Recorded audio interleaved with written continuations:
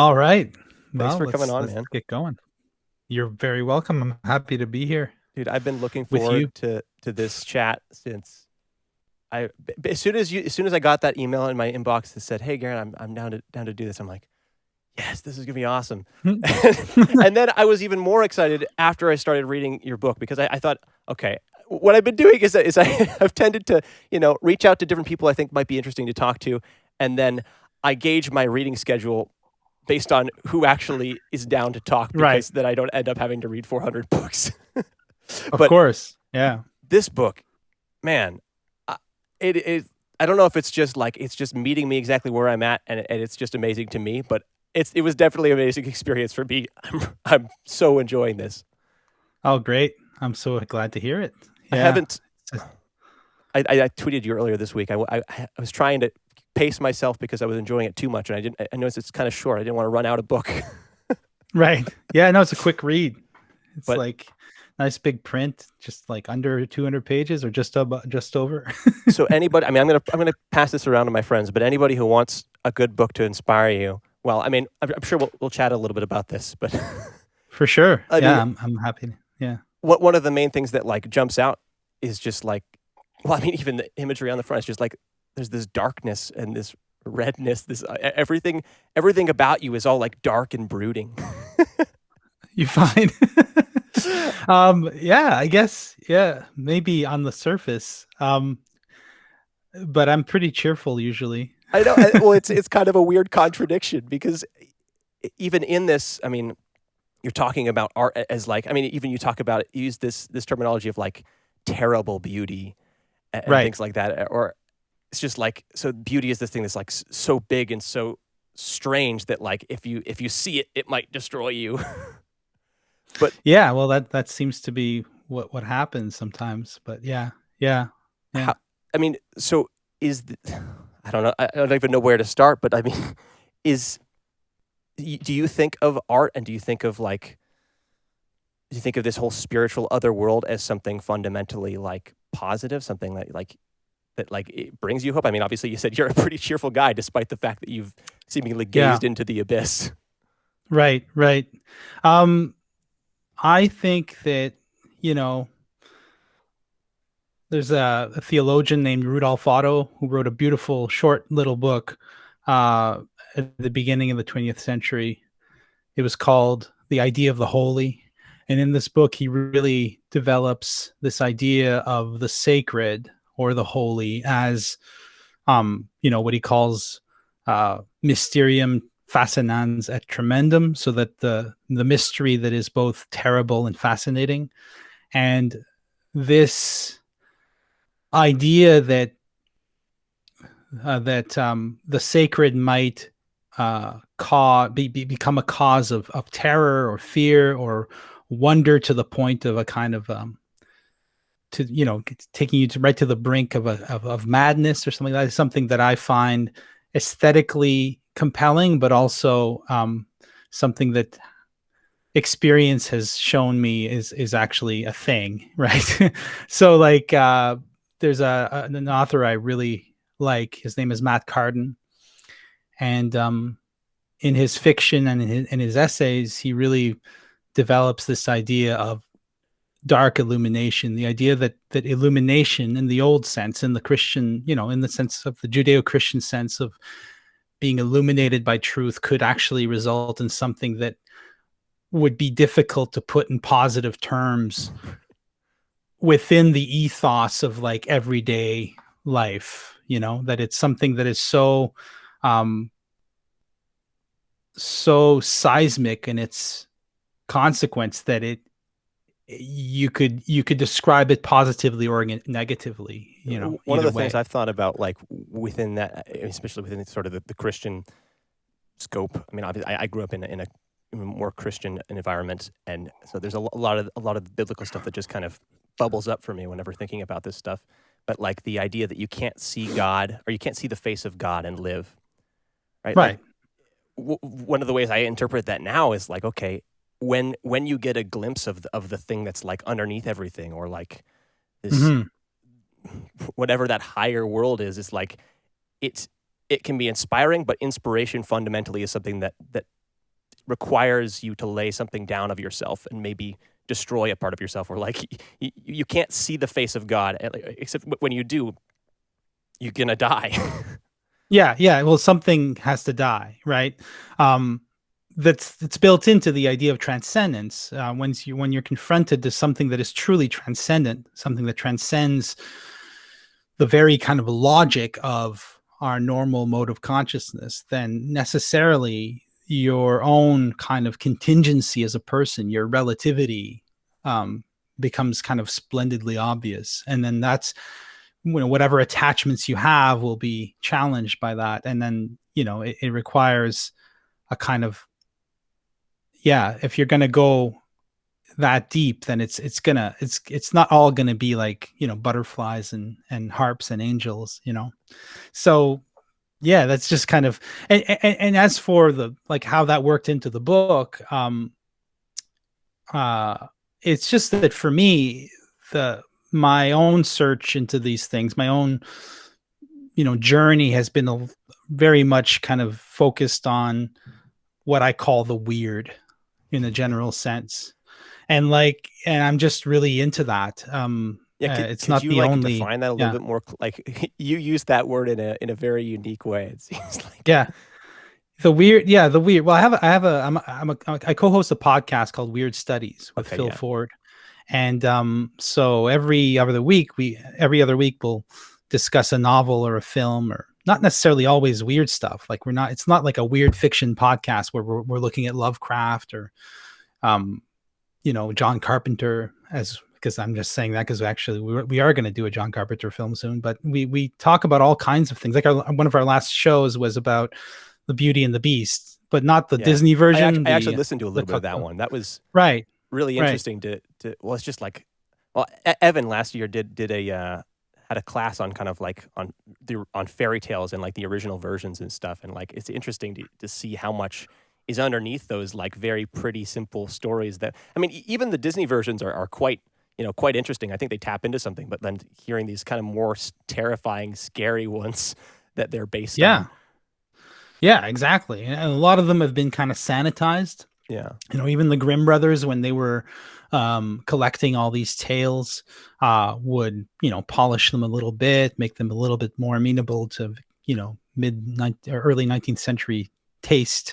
And but the fairy tales are quite dark, as are the tales that make up our religious scriptures. Right. Whether Which like Christians tend to not be like, not too skittish about like sharing, a story about God destroying all of humanity all at once, right. but like, but we for some reason want to sort of whitewash these other fairy tales. Like, I guess, yeah, I'm not sure Yeah. why that works out that way.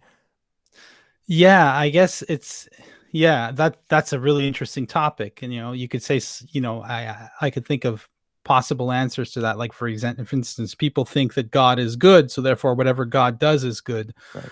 But it's not good to flood the world and kill everyone, no matter how good you are.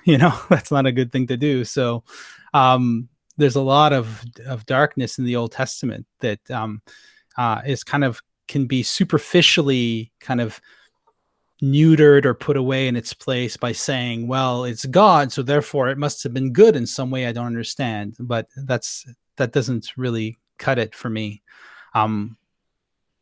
There's I think the first of the Proverbs is the fear of the Lord is the beginning of wisdom. Yeah. Well, I mean, So do you believe, like, is that a fundamental belief about your understanding of God? Do you think God is good? of course, yeah, I do. I am a Catholic, so just Right. for the Okay. record, I think God is good. Absolutely, I think that a lot of the stories in the Old Testament, I mean, there are as much stories about us as they are about God. Hmm. There's stories about how humanity and God accommodate themselves to one another painfully over time from a human perspective. So So yeah, what's all this like? I mean, what is all the darkness then? If so, it's like there's a good God out there, but then like there's all this like creepy, or like, again, we go back to the word terrible stuff, which I think is yeah. interesting. I wanted to come back to, like, terrible has such a negative connotation in like the modern way that we use it, but it used to kind of mean something else, right? terrible or terrific. Yeah. Which we've kind of, You know, you could say either one. it could Or have it's such like a, saying, yeah. I mean, these words are very ambivalent. You know, terrible, terrific have the same root. Awesome, awful, same root. Awe. but it's So like we've taken the mysterious version of the word and just sliced it up so that we have an obviously good and obviously bad version. We don't have like something that like alludes to any sort of mystery.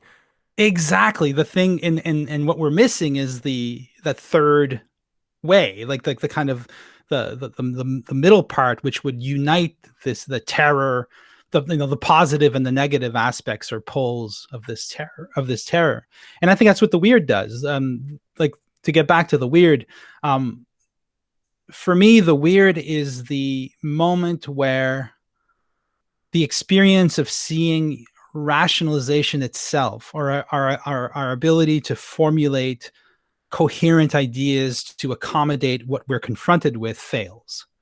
So, It's like we what makes you talk stop. about, it's what makes you, yeah, it's what makes you stop. Like in the book, I talk about the rift, Yeah. right? Like the rift is like in any work of art, in any great work of art, you'll have little moments or details or aspects that don't quite um, jibe with everything else. They stand out either because they're like, there could be like, it could look like an error, or it could be an intentional kind of like you can imagine a painter making a painting that's just too perfect, so at the end he just takes his brush and just like whack, just like smears it a little bit just to give it a little bit of chaos. Well, that's the rift, that little crack in the fabric of things. So if you can imagine that rift transposed to our experience of reality itself, there's always a crack. There's always a moment where our very coherent ideas fail to make complete sense of what we're looking at.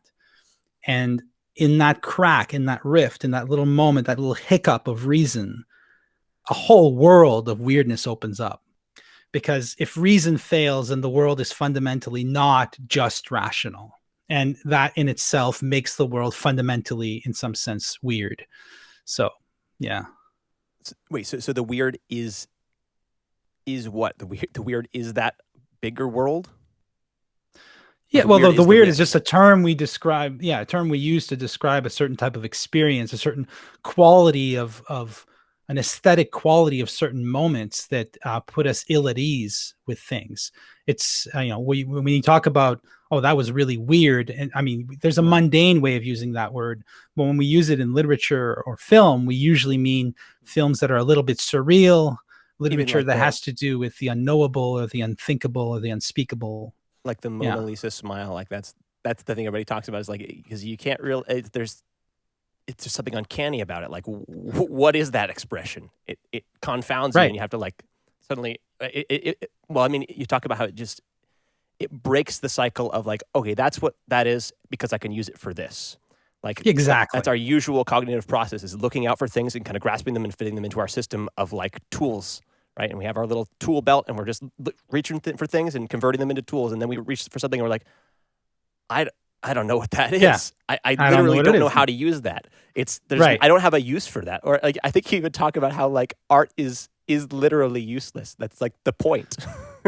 Yeah. Well, art is, actually, I mean, if you think about it, art as we understand it since the 18th century, I mean, the concept of art as I'm using it in the book is quite recent, but the art is that which is made to be beheld, to be experienced, not to be used. I mean, that's not so obvious now because people have really taken that idea. And I mean, I was just rereading Walter Benjamin today, who wrote a very influential essay, 1920s, called The Work of Art in the Age of Mechanical Reproduction, where he is taking a very strong Marxist stance on art. And for him, art needs to serve the political agenda, right? It needs to serve it needs to support, serve, and facilitate the liberation of the proletariat, right? Yeah. So, and he specifically singles out the art for art's sake crowd of the late 19th century, saying that this was the last kind of bastion of the idea, the attempt to make art kind of to retain this kind of religious aura that art had, but he believes that that aura needs to be just removed so that art can become popular art and it can serve, the Marxist process. Anyways, in this book, I'm obviously siding with the other side of that particular debate, because I don't think, and I think now that we've had 120 years of this sort of thinking, I think we can pretty much know with a certain amount of certainty that humans can't function without a vision, some kind of sense of the transcendent. And art has been for us a way to access that. And so just as every instance of the transcendent in the life of a mystic or whatever is going to have both, it's going to disclose a mystery that is both fascinating and terrible, so art as a kind of access to the transcendent gives us that ambivalent experience of being both disturbing and blissful or liberating or galvanizing. Hard to form like you can't form a relationship with that's comfortable anyways, because again, as soon as you look at it, it always challenges you. It always tells you to die. It tells you to sort of right, or to bow. I mean, like that's even what the act sort of bowing is like to lay, like putting yourself lower and saying, okay, there's something higher that I need to be or that I need to look up to. Yeah, and it's not always obvious, right? Like you'll have like a pop song, it might come and go. It might be really beautiful. You might really like it. But I find this is nobody listens to the radio anymore, but back when people listened to the radio, there was a special magic that occurred when a song you really liked, and this could be a song, maybe you had this record, you've listened to the song a billion times. I remember a specific instance when one of the less common Pink Floyd songs came on the radio. And when I was a kid, I was a huge Pink Floyd fan. So I had listened to this song. I can't remember which song it was now. It wasn't like Wish You Were Here or Comfortably Numb. It was one of the lesser. Anyways, it came on the radio one day, and it was a song that I would never have put on the record player again, because I'd exhausted it. But the minute it came on in that new context on the radio, it was like listening to it for the first time. This song that when I thought of it, by that point, I thought of it like a flaccid balloon, like just a balloon that had popped. It was done. I moved on to other music, came back with all the force it had from the beginning. It still had all that magic. And so even a pop song, I mean, the thing that we do is that there's lots of art around, right? And so we kind of categorize it. We put in galleries, we put in libraries, we put it in a literary studies course where it makes sense. And it's a nice comment on the working conditions of people in 1850 or whatever. And that allows us to ignore it, basically. I think most art criticism is an attempt to ignore art, to neuter it, to look past it. But sometimes when it catches you off guard, like I've always wanted to write a play about the guy. There's this rich, I don't know who it is actually, this really powerful, very wealthy person bought the Scream, Edvard Munch's Scream, the famous painting of it's like just a man on a bridge, like screaming. Okay. And I was gonna say you could pull it up, but it's gonna ruin our video. But right, yeah. I mean, you can Google it. Munch the Scream, and somebody bought it for, I don't remember how much it was. It was like this ridiculous amount of money, like tens of millions. And I just wanted to write a musical about the guy who bought it, and he hangs it in his dining room, and he's so proud of it, invites his friends over, his wealthy friends, and they look at it, and it slowly drives him mad, but he doesn't really realize it. Wow. And it doesn't need to be the Scream, it could be, sure. I always go back to Van Gogh's Sunflowers. Those things are terrifying to me. But anyways, yeah. Wait. So why does it make him go crazy? I mean, I haven't seen the picture. If I look at it, am I going to understand? Well, if you look at it, you'll understand. Yeah, it's worth taking a look if you want to take a minute. Here on his phone. Oh. Oh, okay. No, I know this picture. Yeah. Right. I couldn't imagine having that in my living room. Like, when you own that picture, what is it that you own? Yeah. Like, isn't that an image of precisely that which cannot be owned, that which owns you? Isn't that an image of that Right, so where do which you put owns that? us? It's not even a thing that, Yeah, that can have a place. right, right. It's that which has no place. Exactly. It is um, the I think this the Greek word is atopos, which is like the that which has no place. Precisely that. It's that Okay. which is everywhere and nowhere at Because to have a once. place would mean that would distill you down to a particular meaning, a particular use. It's like this is how you fit into a machine that's doing something. Right, right. And to make a long story short, the point of the book is just to um, argue that art in itself, and when I think of art, I'm thinking of what I believe are the greatest instances of it. The good, when you if you're a carpenter, you're not going to use like a plastic chair for a dollhouse as your model. You're going to think of like a throne. That would be the ultimate chair. Well, the ultimate works of art do this in a very peculiar way. And so using that as the kind of measure of what art can do, then I kind of make the argument that all art is moving in that direction, is kind of trying to do that, trying to disclose this unknowable side of life. Right.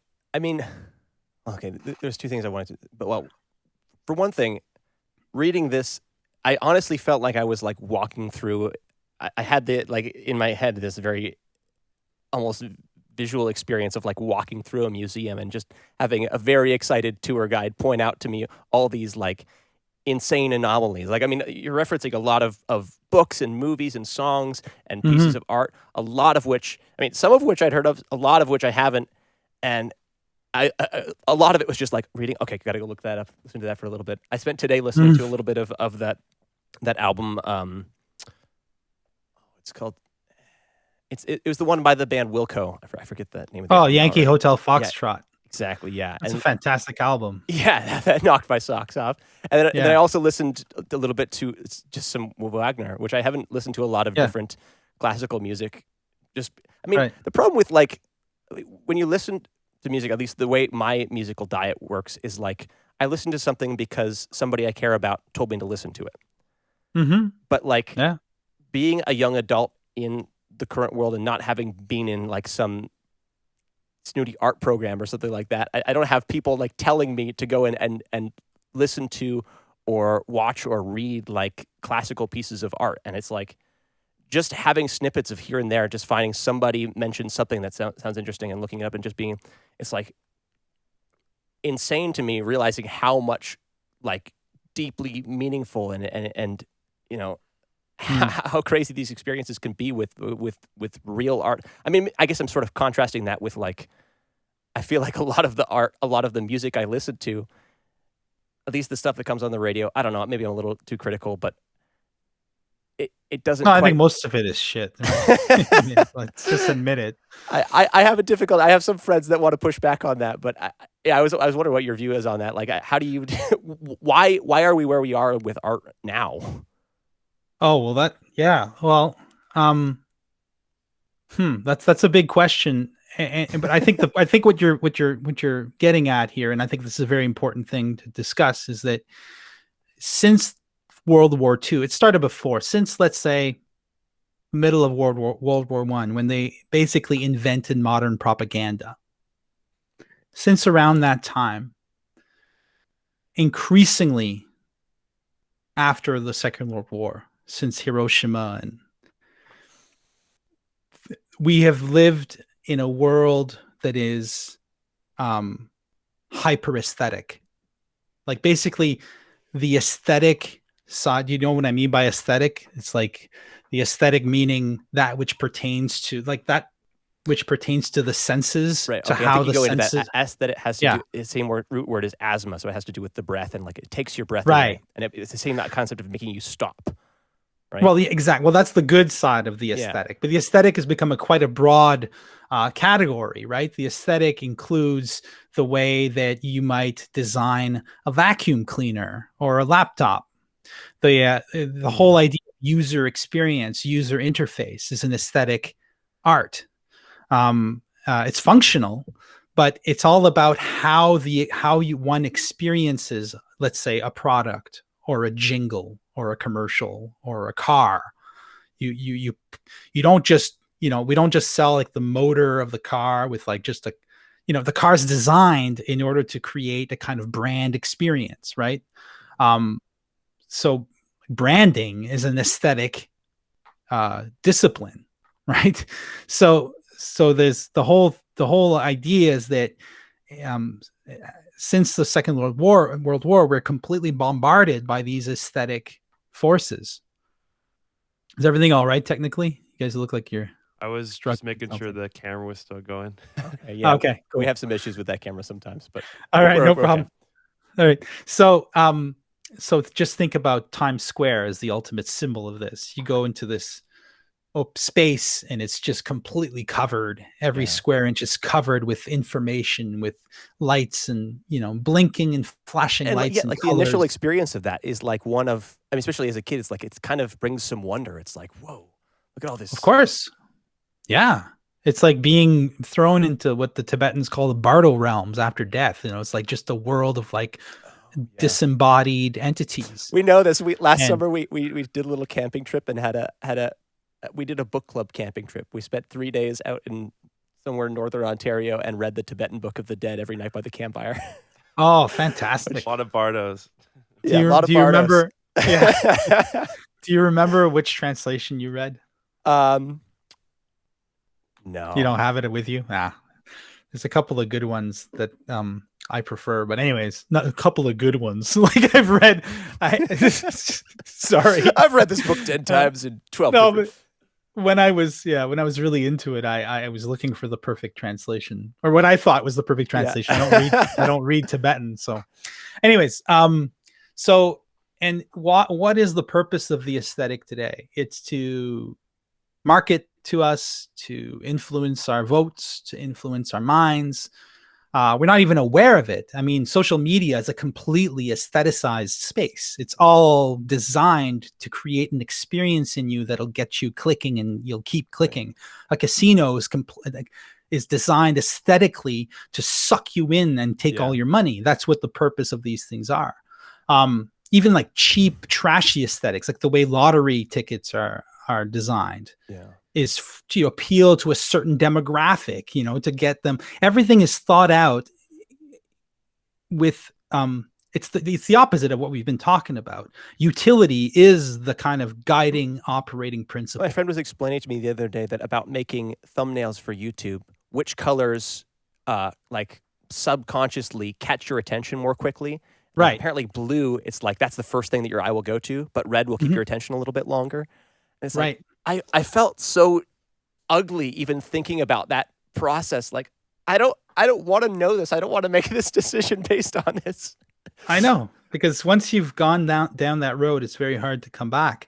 And so given that we are constantly being assaulted with aesthetic forces, let's call them, all right, it becomes, we really have to carve out a space to appreciate something like, Edvard Munch's The Scream, especially since it's been put on a billion T-shirts we've seen before. We've even seen the painting.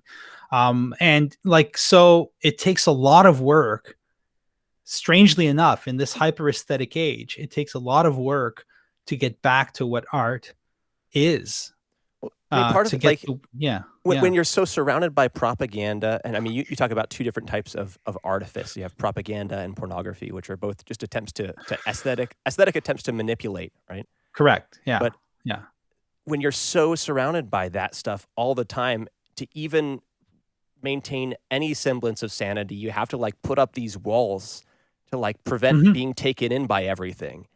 And it's like just noticing that process is so heartbreaking to me, because it's like you end up preventing yourself from being able to experience, the good version of the aesthetic pull into like something greater. Yeah, so it makes people very suspicious of all art. So you'll get takes like what you find all over the place today, which is like, you can't listen to Wagner because Wagner was an anti-Semite, or you can't read Hemingway because he was a troubled man who did troubling things. I couldn't care less about Hemingway, to be honest, but he's still, he has a place, he's done stuff. But I mean, or, William Burroughs. Michael Jackson. Michael Jackson, right? A true artist, I think you can make the argument. The point is that it doesn't end. Like Miles Davis, Miles Davis was a violent man with the women in his life. And so does that mean I can't listen to his music because he was, so you end up, and I think I can sympathize with that, because we have no reason to trust art today. We have no reason to trust the aesthetic. We're constantly being manipulated. So when we're confronted with like Hamlet, why wouldn't that be trying to manipulate me too? Right. Why wouldn't it be trying to convince me that, Elizabethan, proto-colonial Elizabethan England's a good idea? Well, I know what it was really about. It was about domination, conquest, and that's what Shakespeare really represents. And that's unfortunate, because there's so much more going on there. And the first thing you have to leave at the door when you enter that space of art is that type of thinking, that everything's moral, everything's a question of morality or a question of manipulation. There's something beyond all that art is our only viable remaining access to. It's just unfortunate that even that now is getting harder and harder to connect with, because seems like we lost religion, now we're gonna lose art. And yeah. Well, yeah, it seems like, so part of the assumption in that sort of skepticism of art is that that the art that you're experiencing from an artist is like just a little piece of them bottled up and served up to you. Like, right. So it's like, okay, I don't want to listen to Michael Jackson because that's just rapist music. Right. Right. No, the other way of looking at it would be that like the artist is like tapping into some greater story, something that's like going on that it's not that they're in control of. They're just like kind of trying to pull it down a little bit and hand it to you. And it's like, to the extent sorry to interrupt. Go on. No, go for it. No, I think that's absolutely correct. I mean, the way I put it in the book is simple. If art is just basically opining, which is what a lot of people think, then yes, every work of art ever made is just an expression of the author's and his or her time's opinions. Self-expression, right? So Shakespeare expressed himself, gave us, Hamlet and Othello and The Tempest, but really, like, he was either just expressing his own opinions, or he was expressing the opinions of his time and all the prejudices of his time. Well, if that's all art is, then yeah, I'm with the people who are very skeptical of it. Why wouldn't you be? If, however, somebody like Carl Jung is right, and there are these deep primordial images that shape our world even before we become conscious of it, deep archetypal forces that govern and structure our experience, and art is our way of getting to those, of letting those show themselves to us a little bit, then it's a totally different story. Then it'd be just as it'd be ridiculous to say, well, I'm not going to drive a Volkswagen because, Nazi Germany invented the Volkswagen, or I'm not going to, Darwin, I don't know what the sins of Darwin were. Those would be very. Well, he invented evolution, hidden. which is anti-Bible. Well, there's that. Let's say you're like a hardcore secular, believer in evolution, as I am. Like I believe that. But if it were to come to light that Darwin was, he married his cousin. There's that. Oh, there you go. Yeah. Oh, right. He's a cousin Darwin married his. Yeah, right. So he married his cousin. Incest. Yeah. So that means that evolution isn't true. I mean, the point is that if there is truth in art, if there's some kind of truth, and we need to really unpack that concept, know what that means. But if there is some kind of truth, and I think it'd be insane to argue that there's no truth in something like Munch, like The Scream. It's giving us something true about reality, about our experience in this world, about the human condition, whatever. well, if there's truth in it, then of course that's the author becomes a completely an instrument of that truth, just like Darwin is just an instrument of the truth of evolution. But what So do you do can make that argument with? I mean, so maybe it's referencing something true, but I mean that really begs the question. I mean, what are you trying to say when you're talking about truth? I mean, also, is that sort of in the same category? I mean, you're talking about archetypes too. Like I've read like a tiny bit of Jung. I read like his autobiography and learned a little bit about the guy, and like just enough to be like amazed, but not feel like I have any comprehensive. I mean, I get you can't comprehend anybody, but I mean, I don't feel like I can put my finger on him or especially what he was talking about when he was talking about archetypes. Like I feel like I can sort of point to certain patterns and say, hey, that's this, maybe that's this archetype he was talking about, but I don't know what an archetype is. Right. Okay. Should we get into that? Yeah. Well, I think I can explain it, at least the way I understand it, pretty simply. Okay.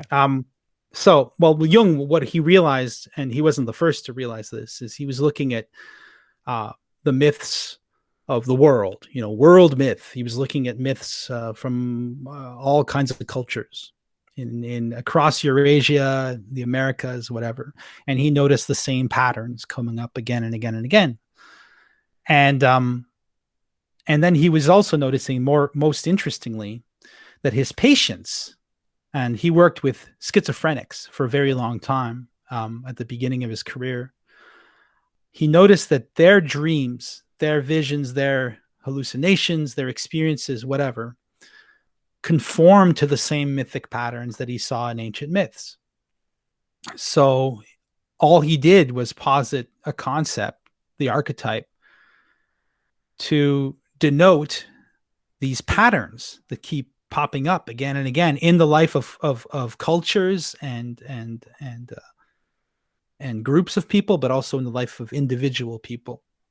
And so now the mistake that people make is they think Jung meant that, like, oh, the wise old man is an archetype. So the wise old man comes up. Well, it's true that the wise old man is an archetype that comes up again and again, but that's not, for Jung, that's not the archetype itself. That's an image of the archetype. Right. The archetype is a much deeper structural force that you could also find, that's the human manifestation of it, or one of the human, but you might find a botanical manifestation of this, or an astronomical manifestation of this. These are the basic structural components of our entire reality for Jung, because Jung was a Kantian, so he believed that we see the world only as humans could see it. So the way we see whatever the world actually is isn't important. The way we experience it is structured. Wait, it isn't important? For Jung, as a psychologist, all that mattered for him was treating his patients. He wasn't a metaphysician. He wasn't interested in what the world really, really, really is behind. Yeah. All he was is like, how do I get this person adjusted? How do I get this person to live a better, more fulfilling life? There was a purpose behind what he was doing. It wasn't just art. No, he wasn't interested. And in fact, he spent years working on this gigantic tome called the Red Book, which you may have heard of. It's like all these illuminated pages, like he would, with medieval calligraphy, write out these visions he had, and with these beautiful, drawings he made, or pen and ink drawings. Anyways, he worked on this thing his whole life, and one of his assistants was like, it's a work of art, and he's like, don't ever say that. It's not art. It's not art. Wait, what did he have against art? He just thought that if I don't know. Now I'm just, he was doing something much more profound than that. In his mind, he wasn't doing what he thought. I don't know. You know what? I don't know. And I don't even know if those anecdotes are true, to be honest. Yeah. But the thing is that he didn't see himself as a philosopher or an artist. He saw himself as a doctor. If the association of art is with like pop art, propaganda art, and like that's what you think of when you say the word art, that it's like, no, I'm not participating in that. I'm doing something that's like bigger or different.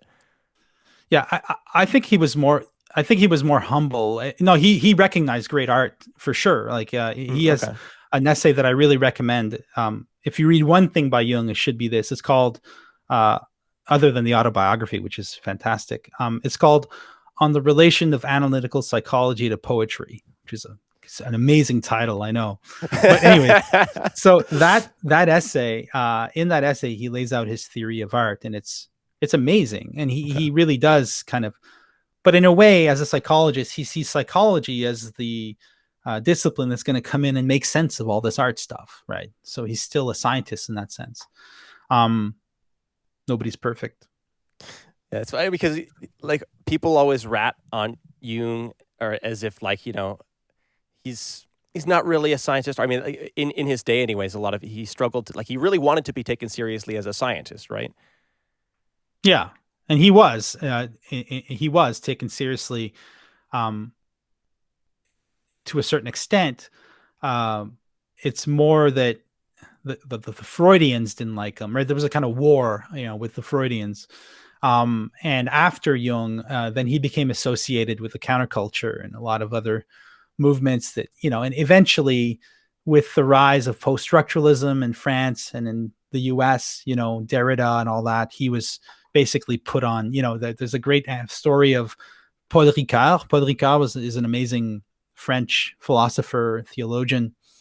And he was at a conference one day, he's talking about his ideas, and somebody points out, it's like, you know, that really sounds like Jung's archetypes, what you're saying. And he said, I wouldn't know. Jung's on the index.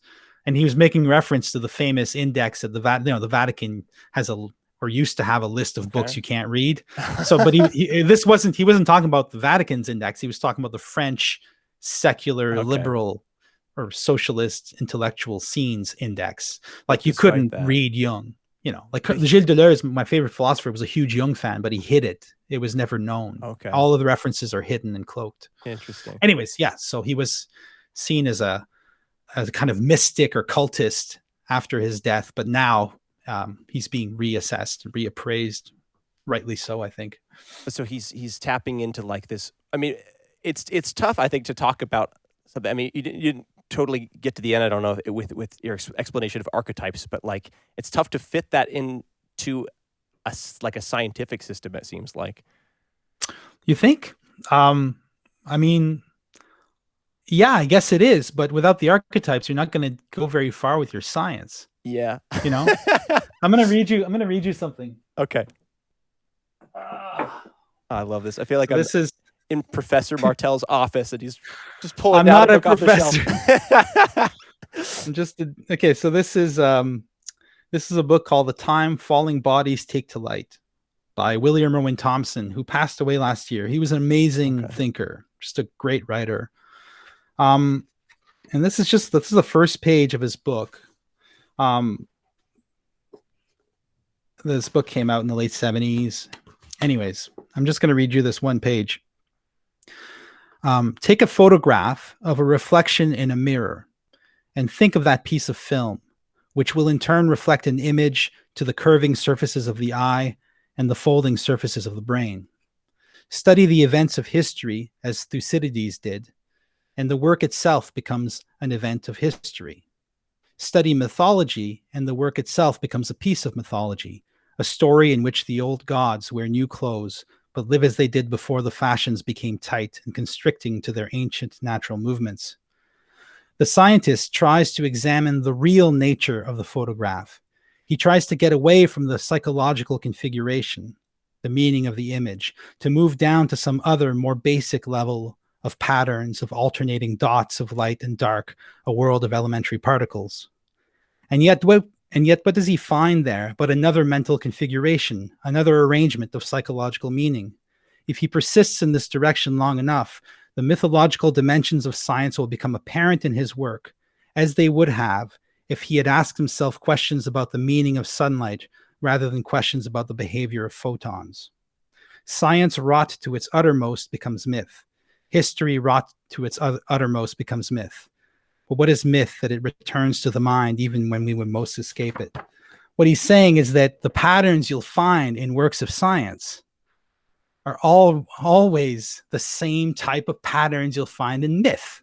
You know, the theory of the Big Bang is pretty much exactly the story of Genesis and the let there be light, the first few lines of Genesis. Right. You know, it was a Jesuit who came up with the theory of the Big Bang, Jesuit scientist. Okay. And at first, everybody was like, "No, we can't. No way," because until the Big Bang Theory became kind of dogma in scientific circles, there was universal consensus, or quasi, or basically virtually universal agreement among scientists that that matter was eternal. That was the standard view, and that was a view that modern scientists shared with the ancient Greeks. And the way the ancient Greeks and Romans reacted to these Christians and Jews who came around saying, no, the universe was created by this God. It just came into being. It sounded so absurd to them. They just thought these people were insane. And the modern scientists, when they first were confronted with the idea of the Big Bang, thought the same thing. And yet all the evidence, when you look at the movements of the stars and all that crazy shit that astronomers do, it all points to the singularity at the beginning of time. How do you even think that the beginning of time? It's a crazy concept, but that's the truth, right? What's his name? I think Stephen Hawking talking about imaginary time and like theorizing basically about another universe in which that causes this one to exist of like other beings. You would need it. You would need it. You know, it's a big mystery. The weird thing is that, you know, the Big Bang has been confirmed again and again. Theoretically, at least. Obviously you can't actually observe it, so it's all theory, but and yet it's so counterintuitive, and that's just one example. There's a great anthropologist. His name is Bruno Latour. He's a French anthropologist, and this guy, instead of going to the Amazon and working with like Amazonian indigenous peoples, he decided to work on modern scientists. So he basically went into labs and observed scientists working the way he would have done it, using the same techniques as anthropologists used in non-Western quarters. And what he observed is that the idea we usually have is this, okay? What people think normally is this: science is very technical and crazy and mathematical. And then at some point, some theory is accepted and they're like, okay, it's time to explain this to the rubes, you know, to the outsiders, to the people who don't know science. So they get a science writer or a good science teacher to vulgarize this mathematical alchemy into language that we might understand. So we'll get something like, you know, a picture of the solar system, right? Which is a complete abstraction, because if you were actually to represent all of the bodies, celestial bodies in the solar system proportionately, the sun would be like the size of your house, and the earth would be this little pea. It wouldn't be usable. So you vulgarize things, you make them amenable to our symbolic, right? So, but what happens for real, Latour realized, is that the mythologizing, the ascription of agency to things which science says have no agency. So basically, when you're describing, oh, this photon wants to do this, it's going this in order to do that, that type of teleological thinking is there from the very beginning in science. There's a middle ground, there's a middle part in the process where it's abstracted into math, but then it reconstellates afterwards. So scientists never step out of a mythological apprehension of the world. Right. They're always in that space of meaning, purpose. That's never something they actually can abstract. And of course they can't, because if you could really abstract that, then why would you do science? You know, like you can only do science if you think there's a purpose in doing it. And you're already ascribing purpose to yourself. As a young person, like learning science, it's just like, oh, well, I mean, there's two reasons you might want to like go and do science and learn science. One would be like social or financial benefits from that. Like, you know, maybe I can get a job doing this, or maybe I could be popular by being smart. Right. Which, depending on the area you're living in, maybe that makes you a nerd, or maybe that makes you cool. Yeah. But or like that you're interested in it, which, I mean, that's kind of a mysterious thing. Like, why would you be interested in something? But people don't often necessarily, especially when they're young, like think about what that means. What does interest mean? But just like, okay, I'm interested in it, so I want to do it. But like, it's when you're doing science, yeah, it's like the purpose. You're given a purpose of like, okay, well, you need to have a job, so here's your job. You're going to go do science. But like, there's not. Right. There's a moment where you have to kind of step outside of that and think, okay, I mean, it's just sort of the becoming a man moment of growing up and saying, okay, why do I want to live life? What am I doing here? Right. And right. then it- and and that then goes for any activity. Right. Right. Yeah, absolutely. Yeah. Yeah. Yeah. Well, all I mean is that science as an enterprise, as a kind of collective enterprise, presupposes that there is some good to be gained from doing science, you know? Right. And so if we kept doing science after Hiroshima, well, it must be because we believe there's some good in doing it, because that was pretty much, you would have thought that would convince everybody to just go back to the dark ages, but nope, because we believe there's a good in it. And I do believe there's a good in it. But from a scientific perspective, the typical standard naturalist perspective, there's no good in anything. There's no purpose in anything. Evolution doesn't have a purpose. Evolution doesn't try to make us better. Doesn't try to make species better. It's just a random, aleatory process by which species fall into slots where they're adapted. Yeah, but I've been trying to make sense of, because it's hard not to sort of like read any stories about evolution. Like I read Dawkins's The Selfish Gene for the first time a couple years ago, and it's that's a weird book.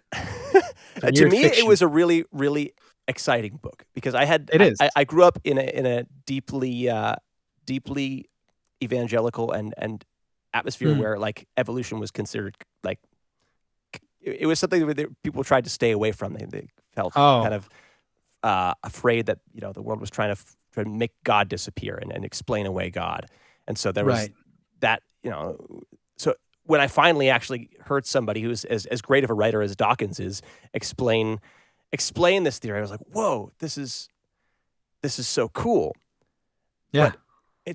But it seems to, like, when you see the story of like, okay, somehow like this goop becomes something that eventually pursues good, and like these beautiful interactions, beautiful communities of creatures and things like that. Is like it seems like it creates something beautiful and something meaningful, but then you say, oh, but it's not actually trying to do anything like that. But it's like it seems to be doing that. It seems to be making something beautiful and something meaningful. And why is that? Well, it's like it's this great, Kant, the philosopher Immanuel Kant, in the last critique, Critique of Judgment, that's where he talks about aesthetics and all that. He says, we have to act as if the world had meaning and purpose. So you can't help but see, for instance, the leaves of a tree as being there in order to, feed the tree, in order to, perform photosynthesis. You can't help but think of the roots of the tree as being there in order to, draw water from the ground. But the fact is, the tree has no head. The tree is all just in order to, it's got roots in order to draw water. It's got leaves in order to draw light, but there's nothing that the trunk is just a byproduct of that process. So so it's all purpose. A tree is all, it looks, so Kant would say, well, we have to look at a tree as though it had purpose, even to the extent, like we have to look at trees as though it's like, in an ecological perspective, you'll say trees make oxygen for us. Trees exist in order to provide oxygen for us. But of course, that's not why trees exist. That's just what trees happen to do. And then we see we project that purpose onto them. That's what they're useful for us anyways. Right.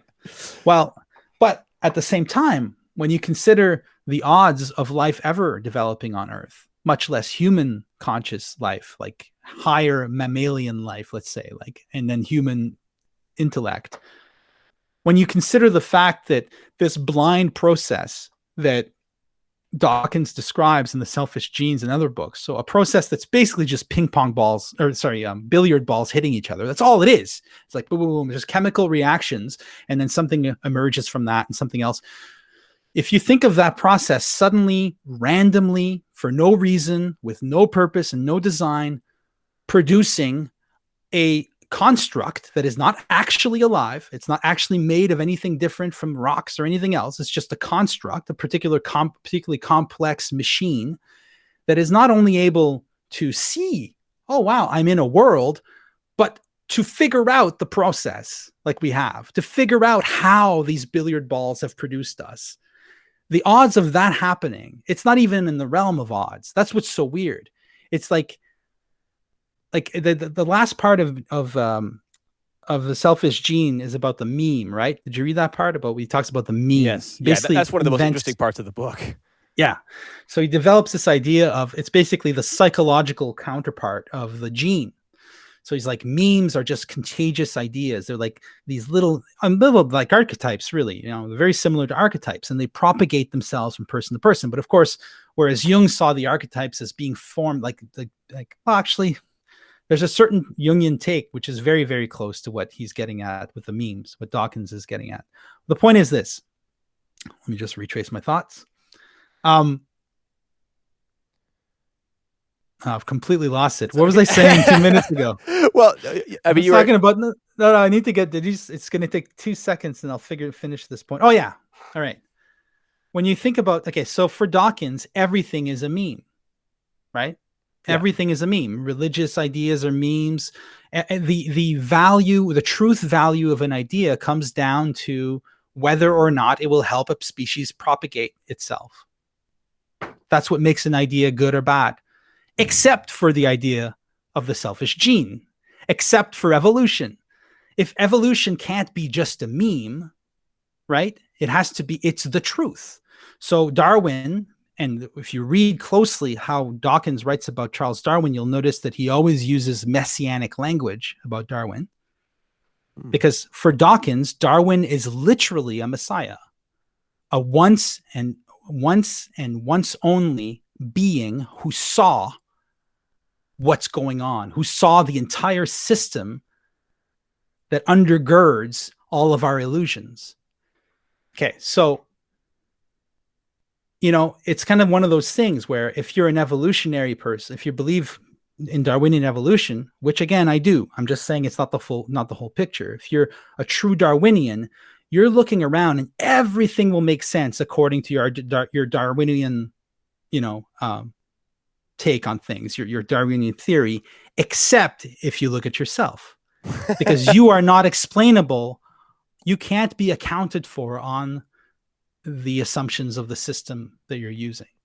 I mean, we sort of try to do that. Like, I know we do. Yeah. I mean, reading *Sapiens*, Yuval Harari's take is kind of like it is sort of more that everything is just, it's all this closed system of just survival, and like it's difficult to not read that book without getting a little bit depressed and just feeling sort of this general zeitgeist state of nihilism that's pervasive of right now.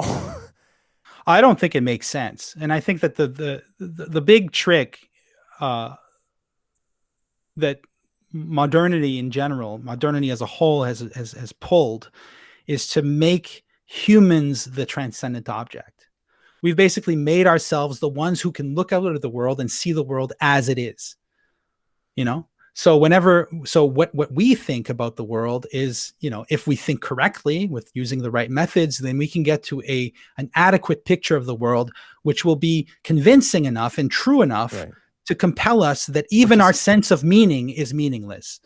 And it's really just a minimum viable product version of reality, though. Like we're seeing, I mean, I think maybe the 80-20 principle might factor into it. It's like, okay, we perceive the most useful 20% of reality, so that way we can accomplish most of what we need to do. But there's I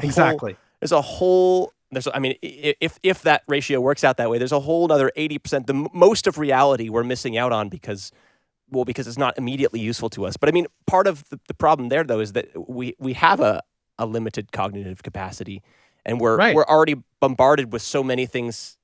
I mean, we can go back to the propaganda thing. There's so much vying for our attention anyways. So it's just, in order to even get by, we have to kind of close things down and focus on, okay, well, I only have this much space in my brain, so what am I going to focus on? Or I only have this much time in my day, this much energy to focus on things, this much willpower. What am I going to focus on? Yeah. But yeah. And the reason we have science is to open our minds to something bigger than that. So, and then what I just said is against science. I think that Dawkins, when he's doing stuff like the selfish gene, is not doing science a favor, because science doesn't have content. Science doesn't have beliefs. Science is a process, just like art and philosophy are processes. And these are processes which I think properly used, actually open our minds to exactly what you just said, that there is more to the universe than any of our systems can perceive. And so, great science does the same as great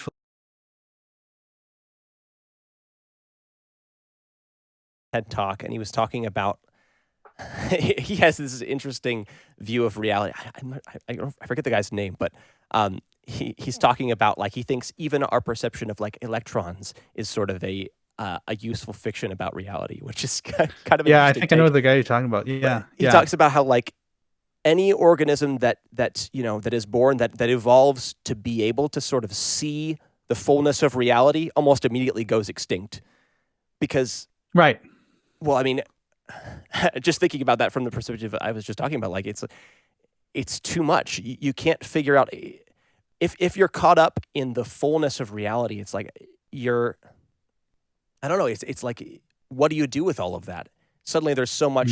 There's so much. I mean, we talked about before how art is sort of useless, and not. I said that, and I didn't qualify it because some people are not going to catch that. I don't mean that art is useless as in, like, we should just get rid of art, but like, art is useless as in we don't know what it's useful for, and like, that's the point of it, is that it's something that makes us steps outside of our utility, which, I mean, exactly correct, exactly, yeah. But so in that, it's like, okay, if you are paying attention to everything, well, that's the definition of madness, right? Okay, there we go. Yeah, that's a great definition of madness. But we know that. That's the weird thing, is that, like, that guy, that Ted, I don't remember this guy's name. I think I know who you're talking about. Yeah. So he says we don't evolve for truth. We evolve for whatever is useful to our organism. Henry Bergson said the same thing like 120 years ago. We only see the labels we attach to things. We reduce things to what, first of all, our bodies, our sensory and cognitive apparatus already reduces things to a shape, like a hammer. If you're like an amoeba, a hammer is just like a forest or something. I don't know. It's not a hammer. It's only a hammer if you're a human looking with eyes and hands to touch with. Then of course it takes its shape as a hammer. So he says, well, that's the case. So we don't see the world. Even science is an illusion, because science is all using the same software as everything else. It's all part of this. But of course, he's making the claim that there is a more. And so even that claim, again, is presupposing another claim about human beings and their ability to see. If we can see the limit, like Hegel said, if you can see the limit of anything, you're already beyond it. You can't see the limit of science, or you can't point to the limit of sensory experience without already assuming or presupposing that somehow intellectually you can get beyond it. The human being is a stranger thing. We want to talk about the weird. The weirdest thing is the human being, because the human being is the only species we know of that can that can see its own limits. Like, your cat doesn't know that it's seeing a cat world, right? Right. But we know we're seeing a human world, and we can talk about a cat world. That makes humans very different. So that's what can't be accounted for from a meme gene kind of orientation. I just don't think you can make sense of that capacity in humans to come up with stuff like, like natural selection on the basis of natural selection. You just can't do it. There's more to it than that. I mean, and there is sort of like, and I'm really, really new to this perspective, but like within like a panpsychist perspective is like, it doesn't bother to say that there's a difference. It's just like, okay, yeah, it's actually true of every level of reality, everything, you could call it a molecule. Again, it's a molecule from the perspective of a scientist, but it's like, it's not that from every perspective. That's just again confined to a human world. But it's like everything that exists is, I mean, it's just. I was listening to, I think Ian McGilchrist now is in this kind of community, and he's like, yeah, everything's conscious. Consciousness is just, that's what existence is, which is a pretty interesting take. I've had I've been a little bit in that world, dipped a toe there. And there's some things I like about it. and there's some things I don't like about it. Um, I I consider myself a kind of materialist in the sense that I believe that things can exist without consciousness. I don't see consciousness as a necessary ingredient to existence. And I think that that idea, which is super prevalent, you'll see it everywhere, is based on just a terrible fallacious mistake in philosophy that was, it's a misunderstanding of Descartes. And I, but that doesn't mean that I don't think that consciousness isn't everywhere, or that everything isn't to a certain extent conscious. Like, I think this mug is to a certain extent conscious insofar as it is itself. And I can't know what it's like to be this mug unless I become this mug. But there is something it is like to be a mug. I do believe that's the case. So Right. that doesn't mean that I think the mug has thoughts and shit, but it means that it is itself. It doesn't need me to think it to exist. That's one thing that I will die on that hill. The problem I get to is that, okay, so if you're looking at a mug, again, for it to be a mug, it's only the sanctioning off of things as particular things that I think is that has to do with subjective perspective. It's like, I don't think that a mug exists as a particular thing other than from the perspective of an entity that could use it for a specific thing. Well, I think it does. I think it does. So that's a big discussion, but it'd be fun to have it, but maybe not tonight. I think that Well, one of the things I did want to get into with you is so we've established that there's this bigger world of perception, and even that guy earlier talking about, it's like you die if you actually see it, or like it's impossible to live being able to see all of that. For some reason, we can't process all of that data. Like, do you think of art as being something that has to be, like, you have to be careful of it, or like be careful not to step beyond your limit with art, or I guess maybe madness is the ultimate danger of like staring too deeply into the abyss, right? And oh yeah, absolutely. I think that if you read, the biographies of great artists, you'll find lots of it's a sordid story. I think that I think it's the danger is mostly on the artists. That's not quite true.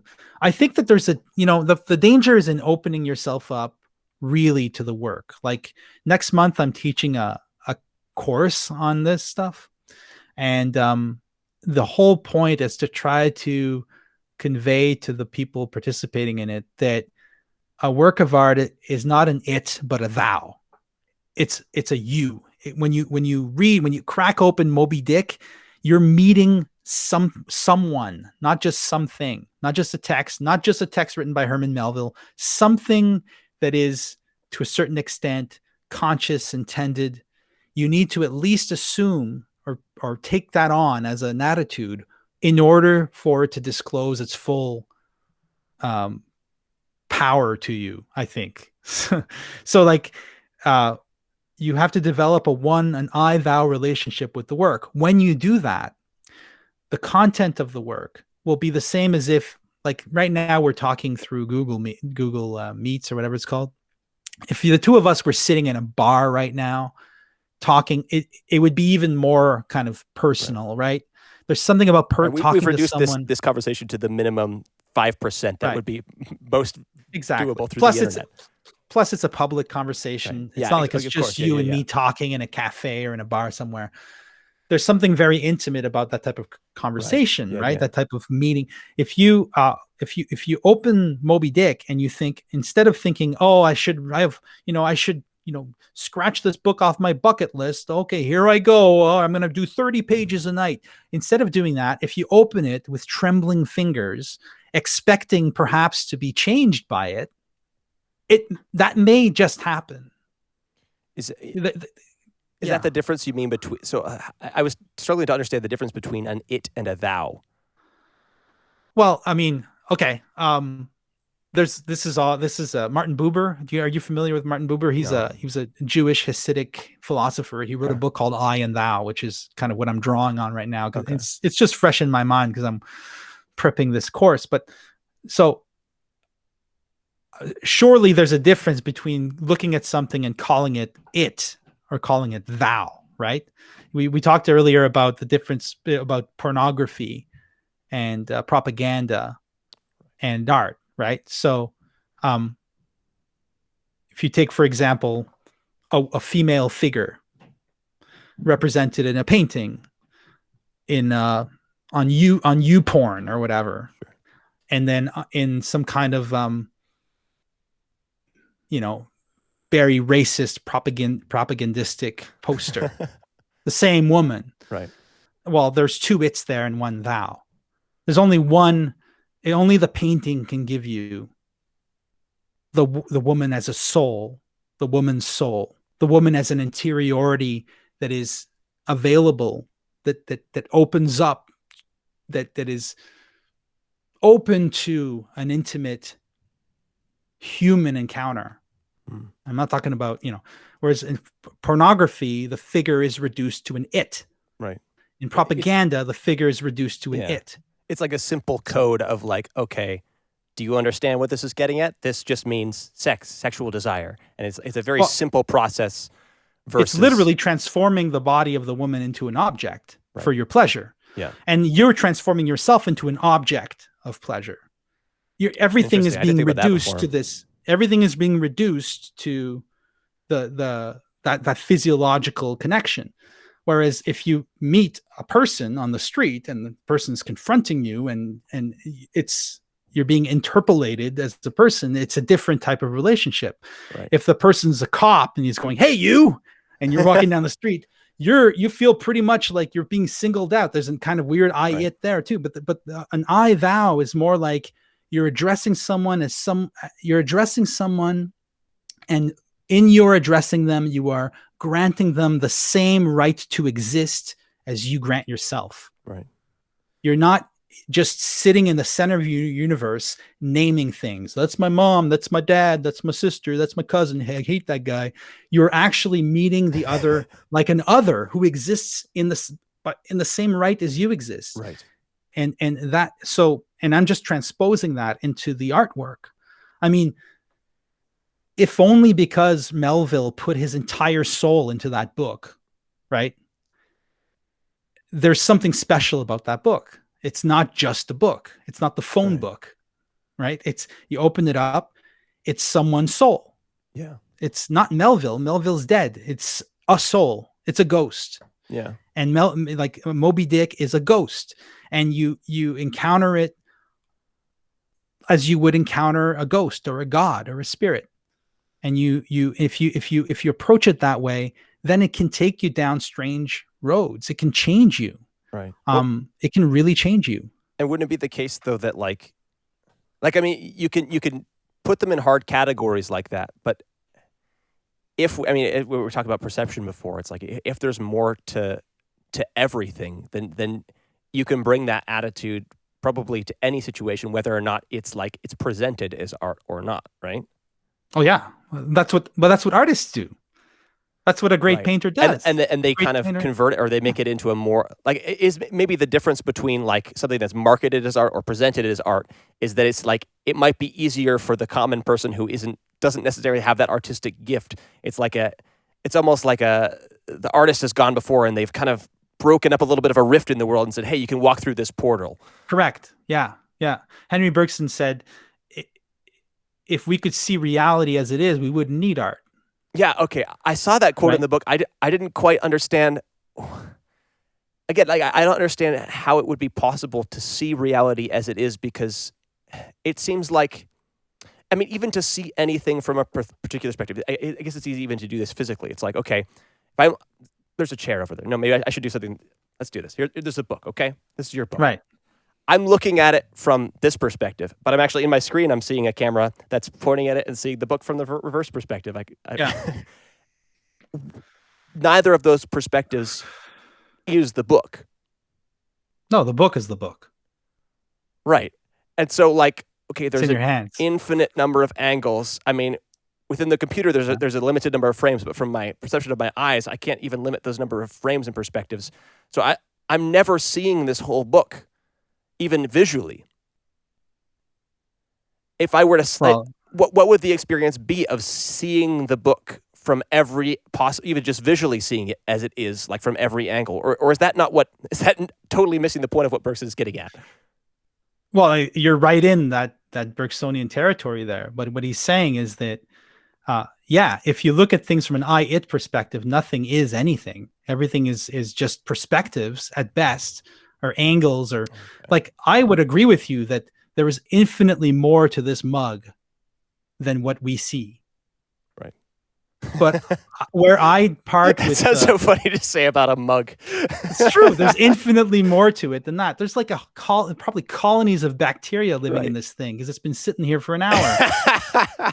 There's like milk in this. There's like, it's because I'm drinking tea with milk. But the point is that there's infinitely more to this mug than either of us can see. And what the idealist does is he says, therefore, this is not a mug. All I'm saying is this is fully a mug and infinitely more. If you approach it as thou, the mug, what I see of the mug is the face that the mug has decided to show me of itself. So just as I'm showing up tonight, it's decided.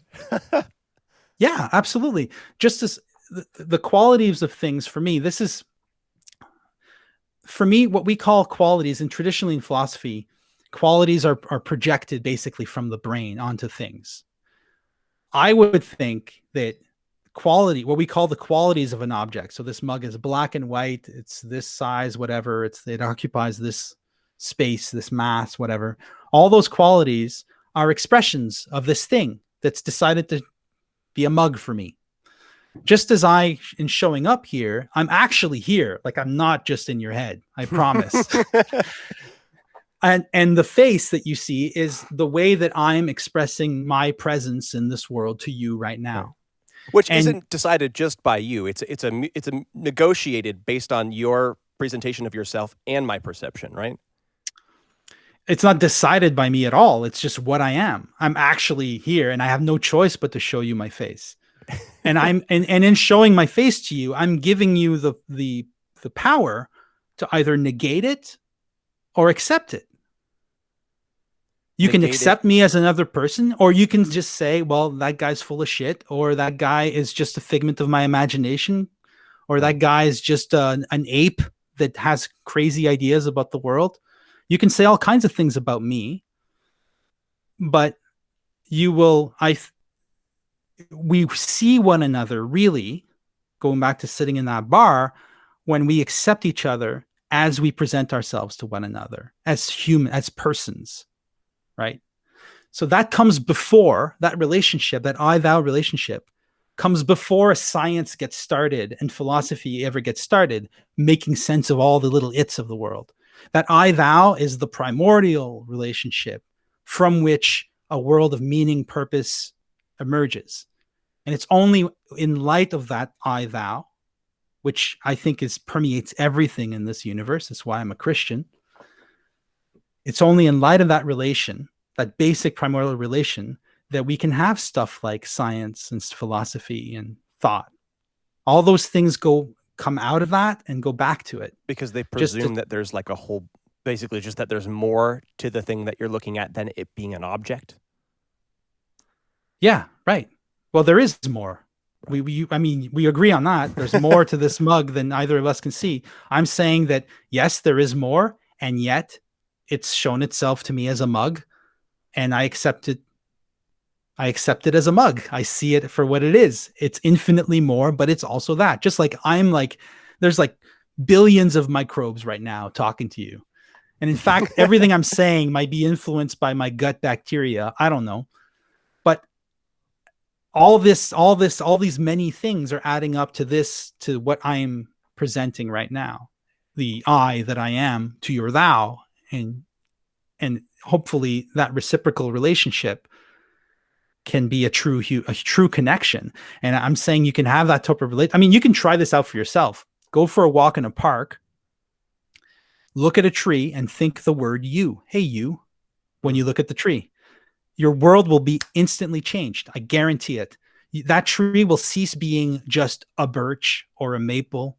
It'll be that one particular tree. And the idea that that tree is not really there because my brain is, that will seem so insane to you when you're faced with the singularity that is that particular tree at that particular moment. But in order for that to happen, you have to look at it and say, hey, you to a tree. You have to become a bit of a tree hugger. I wrote down at one point in your book, you said this quote. I've added it to my little quotes. You said, everyone's an animist when they're making art. Yeah, well, it's true. You need to be. Sorry, I don't want to. I keep talking. You probably have things to say. No, okay. no. I mean, this is great. I don't have any particular. No. I want to approach this conversation as an art and not have a particular purpose for it. And I've watched a few of your videos and I really dig the way you do it. So I'm enjoying myself. I hope that there's the example I keep going back to is the opening of the book Enduring Love by Ian McEwan, who's a great British novelist. And a movie was made out of that book. It opens with a horrible blimp accident. And you see this one guy, this blimp takes off. And I think there's a child it's not a blimp. It's like a hot air balloon. Right. Okay. So it takes off by accident. It gets untethered and there's a child in it. So this one guy jumps and tries to hold it down. But of course he gets, he lifts off. And then this other guy jumps onto the rope and tries to weigh it down. And another guy. Right. And then finally there's the main character, I think, jumps on and he's the first to let go. And there's only one guy who doesn't let go. And that guy ends up dying. So, okay, so that's the opening of the book. It's a great, great opening. Yeah. And Ian McEwan is a diehard naturalist, as the novelist himself is a diehard naturalist. He writes about scientists and he's very logical. And yet the whole opening of the book, the way he paints the scene, that hot air balloon, the colors of the hot air balloon contrasting with the colors of the sky, the coincidence that this one guy who will turn out to be the kind of the villain in the book is there at the same time as the guy who will turn out to be the protagonist, and their weird synchronicities between their lives, and everything is set up because it's a story, right? In order to make a story, you need an animistic universe. It was a dark and stormy night means, the nature is reflecting what's going on in the characters. That doesn't happen in the real world, or does it? But it happens in art all the time, regardless of what the artist believes. So the minute you start making a story, you're creating a kind of myth. Right. If it's a good story, every element relates to every other element. It's kind of a weird synchronicity, right? Which, I mean, that's sort of how perception tends to work anyways, though, too. It's like, again, there's so much data in reality, so much, even just vision is an easy example. It's just like, okay, you're looking around and there's so many things that you could pick out if you were looking for them, but like the way we process things is like narrative, right? Well, it is, and the typical secular conclusion from that is that it's arbitrary. Therefore, you could say, well, we need to see things narratively. We need to make sense of what we see and to adapt them to a structure of meaning. Therefore, there is no narrative, there is no meaning, but maybe we do that because that's the way it is. Like that's how the universe works. The frustrating part is like if you're playing the game of like a hardline logic or like science or something like that, it's like you get stuck in that system, and then if you want to make a statement like that, well, maybe that's just the way things are, the way things is, the way it is. Sorry, that's what you said. Yeah.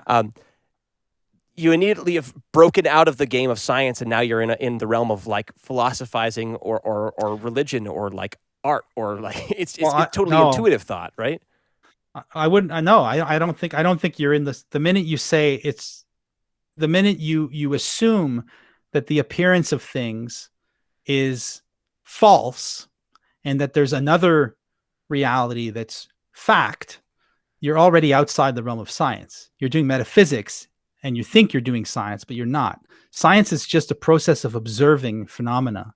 In fact, science is kind of entirely predicated on the idea that the world is fundamentally rational and therefore understandable, intelligible, right? So if the world is intelligible to us, there's no way to explain the relation of our intellect to the intelligibility of the world. Why is the world intelligible to us? Science, when it's working, when you're doing biology or chemistry, is actually a profoundly mysterious process that science can't explain.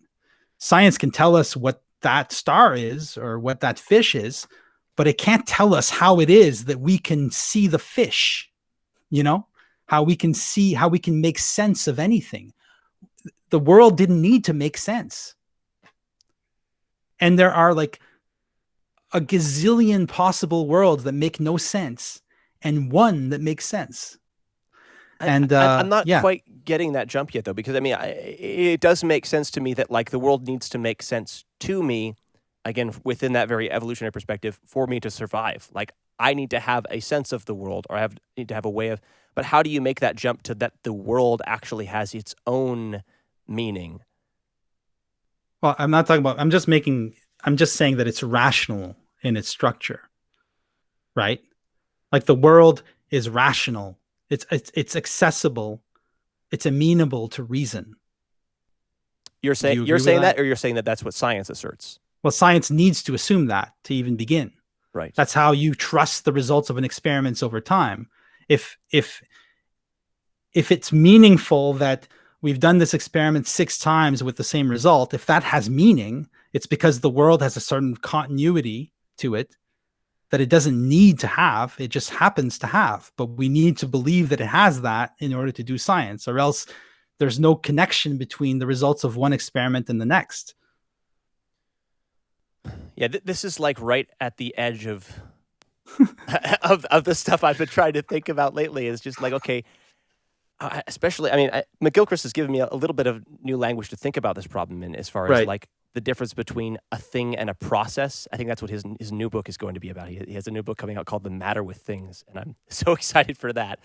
But like, it just intuitively, just hearing that title and the little things I've heard him say about it, it's like, okay, a thing presumes that, again, it presumes borders. It presumes the end of a thing, which I mean, okay, but contrasted with that would be like a process anyways. Is like, you still think of a process as a particular thing, but like he's trying to contrast them from each other. So like, as a process, like it's bigger, it's not static stretched out over time, right? It's stretched out over time. That's one thing. But I mean, if you look at time as just another, if you look at time as like space-time, it's just another dimension of space that we experience differently, and then it just becomes this boring, again, this static structure as long as you could, live in the 5th dimension or something like that. But if we look at like a process as more of like an analogy for just like, well, I don't know, like even before you're talking about trees, talking about mugs, talking about anything being a thing, and like, to me, it seems like borders have to be something that's imposed subjectively. Like, I could see the universe being this like huge interconnected oneness, or like, I don't know, maybe I'm playing the same trick calling it one thing, but like, of course, yeah, you can't get away from this thing. I'm sorry, but it's like, if you can't get away from it, like you're not a process. You know that you are a process, but you also know that you're a thing. Like you know that you do have borders. In fact, you'd be in big trouble if you lost your borders. Right, I would be in trouble. Yeah, it's like, because it's like most useful to me to think of myself as something that has specific borders. But like, I mean, even you get like the ship of Theseus, like a philosophy problem. It's like, okay, I'm not a particular thing in that, like, materialistically, I'm exactly all these atoms and electrons and molecules and chemicals. It's like I'm an idea that somebody could understand about those things. And I don't know. I'm really struggling to like. I grew up with this like this Christian intuition about the world, about meanings and stuff, and now I'm beginning to find so much, at least feel very interested in like a more scientific understanding of the world. But I cannot, and maybe it's impossible to totally marry those things. But I can't make that jump. They still exist in different parts of my mind, and I can't branch them together. Well, it's both. It can be both too. I mean, if you were a hardcore physicist, you would argue that biology is actually not a real science, because it's true, because you can't, there's no border between what's alive and what's dead. There's that border is so porous that in fact, biological entities are just really complex chemical entities, which are really complex physical entities. It's just the wave function. All we can talk about is the wave function. Right. But that's not how reality works. Reality has multiple levels, including the level at which we're talking now, and the level at which McGilchrist is talking about process and thing, which has a storied history in philosophy, that idea. And then the world is also dreams and meaning and love and hate, and those things are real too. I mean, it's all real. There's no reason to negate, to say what I'm seeing is false. There's this other thing. That way madness lies. I think that's for sure. Well, I mean, maybe the perspective thing does help, kind of, because then it's like, okay, there's an infinite number of perspectives to look at this book from, and none of those perspectives is wrong, but none of them is the perspective. None of them is the book. Yes, that's exactly it. None of them is the book. And that's what Bergson says. We can go around an object forever and see it from all these different perspectives. We will never know what it is to be that object until, he says, through an act of sympathy, we imagine ourselves as the object. So Bergson thinks you can bridge the difference between you and the other thing through the imagination, through this intuition, what he calls intuition. You can actually, through sympathy, which is a word he borrows from magic, you can become something. Sympathy is like an old idea in Neoplatonic philosophy about the way things resonate with one another. Okay. But anyways, sorry, I shouldn't have said that. That just opens a new can of worms. but like the thing about what you said is exactly it. But you need to. All I'm saying is that in order for it to be something it is like to be that book, you need to allow that book to exist, right? If it's just reducible to the perspectives one has of it, then there's nothing. There's no book when there's nobody looking at it. If there's something there, then there might be something it's like to be that thing, and then things are allowed to exist. I've heard this word a couple times, and I mean, eventually I want to go try and read some Heidegger, but I'm sure it's going to be a tough time to get through it. But is that the idea of the Dasein? Dasein in Heidegger is the is the sort of Dasein is the self, right? Is what we are. Okay. Yeah, Dasein is. But he did have a sense of what I'm trying to articulate here, but I don't remember the terms. But yeah, there's like some brute reality of, or like there's something like there is a really real thing. Okay, so the perspective thing that helps. There's an infinite amount of data that makes up that thing. I still can't quite get across the borders thing, but if I could skip over that question, I can get into that space where I can at least see that there is a real thing there that has like an infinite number of perspectives you could look at it from. Okay, yeah, exactly. But I mean, are you married? No. Yeah, I'm married. You're married. Okay, so your wife, does she exist? And I mean, yes, yes, of course she exists. So your wife exists. She has a body, and that's how you get to see her, because she has a body in this world. So, oh wow, there's her face. There's my wife. And there's no difference between this mug and your wife, in the sense that they're physical entities in the universe of physical entities. I'm listening to these. If one thing can exist, why not a million things? These guys, like I think it's Orthodox guy. Yeah, I think they're Orthodox. They have this Lord of the Spirits podcast. I'm not sure if you heard of Father Andrew Stephen Damick. Anyways, they're talking about like this idea of, I mean, recently they had an episode, they were talking about the ship of Theseus, which, in case, I'll write it down for Evan, because he's our little halfway between audience member. But there's this ancient hero named Theseus, and he does all these amazing things, and so he's riding around on a boat a lot of times, and so after he's gone, they put his boat on display, and sooner or later the the boards start to rot, and so they replace them. And eventually, every single board in the entire ship has been replaced. The whole thing, I mean, it's still the same shape, and it still looks like the same thing, but everything materially that made it up has been replaced with something else that was, the same somewhere in origin, but it's not the same materially anymore. And the question is it still the ship of Theseus? And like the orthodox perspective is that, yes, it is still the ship of Theseus, because things don't have necessarily directly to do with their materiality, but sort of the thingness that they're inhabiting. Yeah. Because Yeah. they talk about go how on. liturgy and stuff like that, like when they're playing out different events, or like even, I guess, an easy example, and this would cross over to you, I guess, because you're Catholic, the idea of like the bread and the wine actually being the body and blood of Christ, like not just metaphorically, like it inhabits that being when The real presence. Yeah. and Yeah, like, that's in the Catholic way of the Thomas Aquinas way of making sense of that is, and Thomas Aquinas gets this from Aristotle, is to distinguish substance and accident, right? So Accident? things. So this mug, these are the accidents of this mug. It is vaguely circular. It has a handle. It is black and white. Those are what in scholastic philosophy are called accidents. okay, They're called accidents because they could have been different. If I could paint this mug red, it could have been red. It could have been, they're contingent qualities.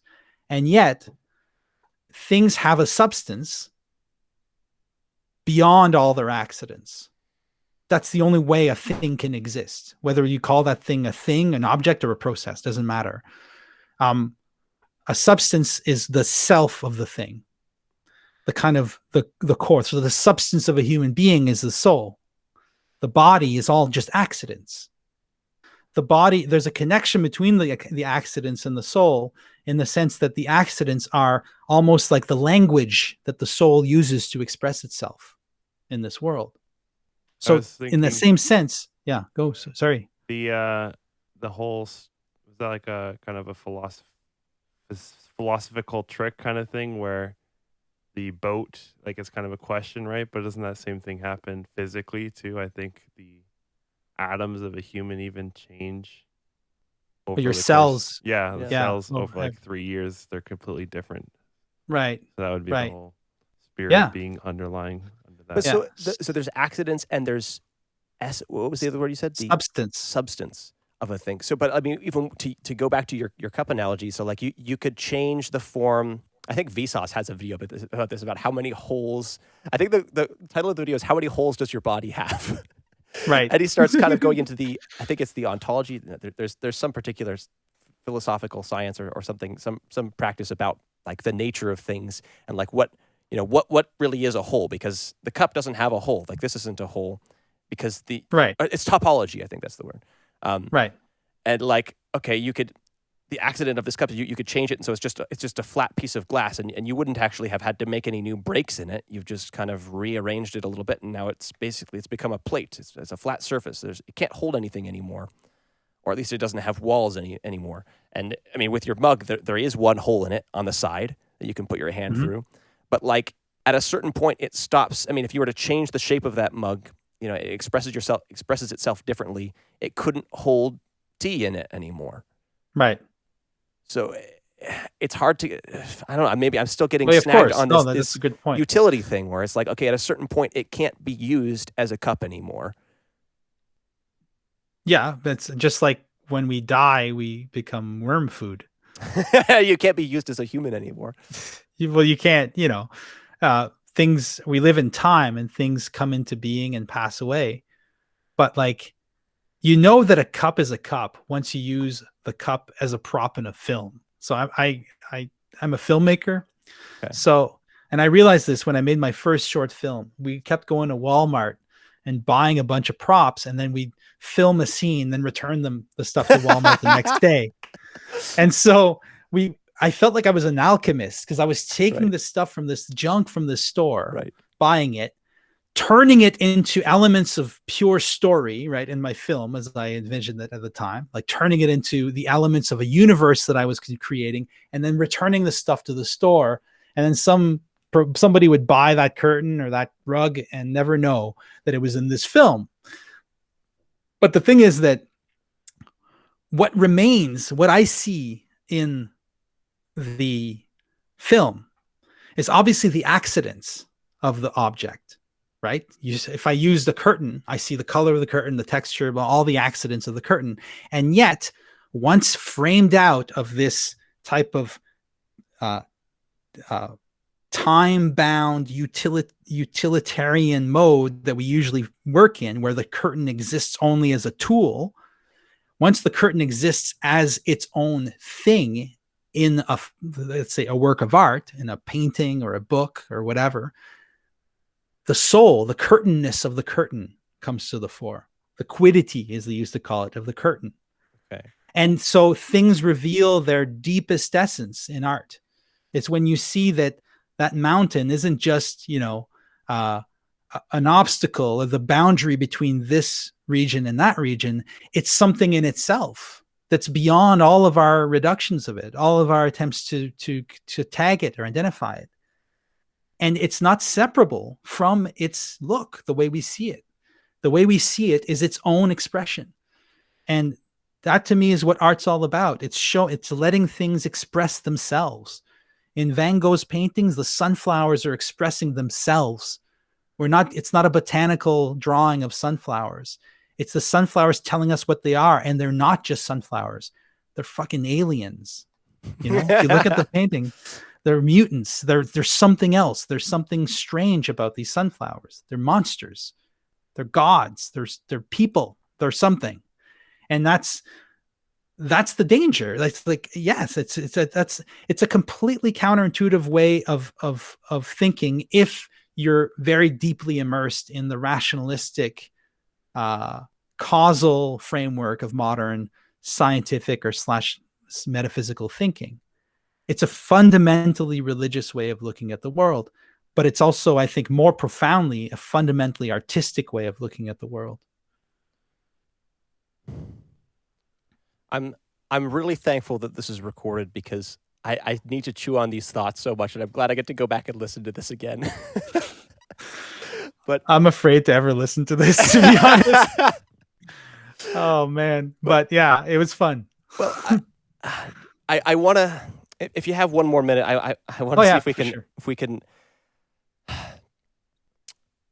I had a good segue here because, we've distilled everything down, or it's like I mean, even in your title here, you've called it Reclaiming Art in an Age of Artifice. We're in a moment where we're so surrounded by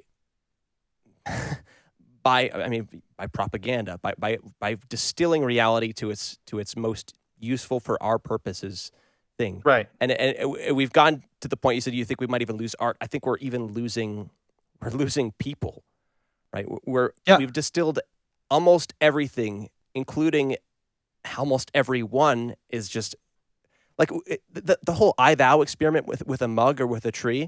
That's probably a useful. I'm excited actually to go try that, but it's crazy because it works. We can't even do that with things that we already use the pronoun thou or you with. We already objectify people, and I mean I'm trying to even figure out the story of what's going on here, but like, okay, if somehow we're at a place where reality is so, it seems like it's so about to fall apart that we're building up we have to fit everything into its box so that we can fit into this rigid system. Yeah. Maybe it's the system of our government or of our society where we're too big or something. I can't exactly put my finger on that problem, but somehow we're getting to the point where, everything is distilled down, even everybody, especially, the ideologically opposite of us, is just a thing to be conquered, to be pointed at, and to be scapegoated. And I mean, how do you see a way out of this? I mean, when I think about it, it's difficult for me to think about a story of the world and where we're going that isn't kind of depressing. Like I have sort of a hope, but I mean, maybe it's even just my evangelical tradition showing that, like, it's like the evangelicals have this view of like, oh, everything's kind of going to shit anyway, so let's just try to save as many people as possible. That way God can destroy everything, and then we can get to heaven.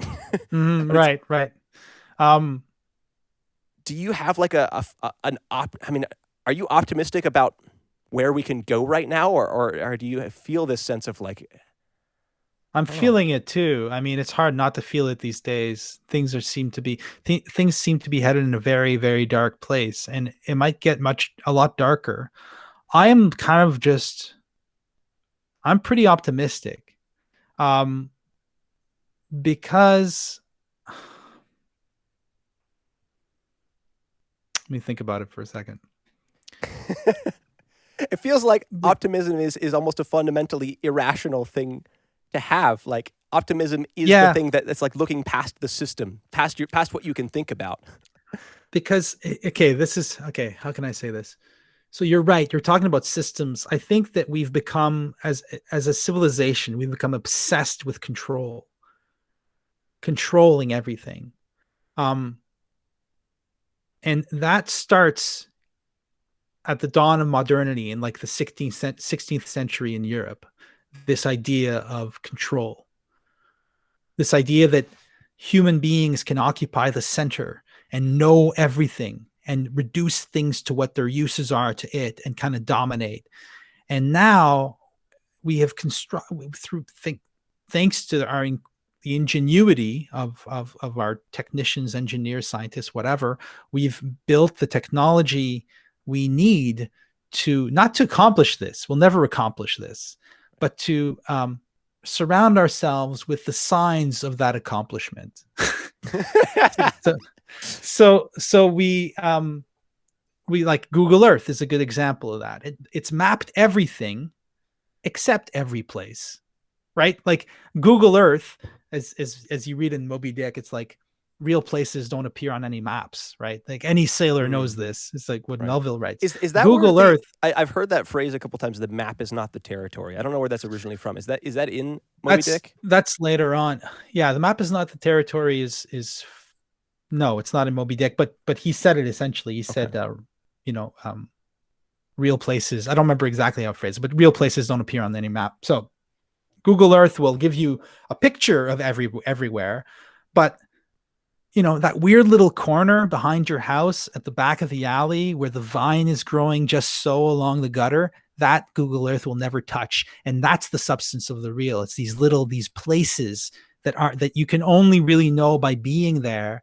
And again, I would argue by adopting an I thou relationship. I'm very tired, guys. Sorry. So I like to take walks, and I like to have these little places that I see again and again as I walk by them. That little backyard over there, that tree over here, and into Google Earth will never fucking map those things. They'll never.